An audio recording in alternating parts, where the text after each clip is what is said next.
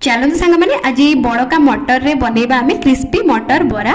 तो ये मुझे मटर को गोटे ग्राइंडर जार नहीं हल्का खदड़ा पेस्ट कर देइछि। तो तापर सेटा को गोटे बाउल रे काढी नहीं कि किछि स्वाद अनुसार लुण लंका गुंड गोटा जीरा जीरा गुंड धनिया गुंड कटा पियाज कटा धनिया पत्र कंचा लंका किछि कटा रसुण देकी ताको भल भाव मिक्स कर देइथि। आपण माने चाहिए एथिरे बेसन कि कॉर्नफ्लोर भी ऐड करि परिबे। तो ये गोटे पैन नहीं से अल्प तेल नहीं कि बरार सेप दे देइथिली। आउ से बरा को गोटे गोटे सब पैन रे लो टू मीडियम फ्लेम रे सेकी थी।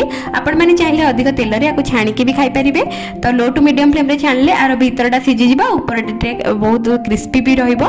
तो आपण मैंने एमती थरे ट्राए करंतु छोट पिला माने आ समस्ते भल पाइबे एटा को खाया ପାଇଁ कि बहुत ही टेस्टी। मु खाई सारा पर ही आपण मानको रिव्यू दउची।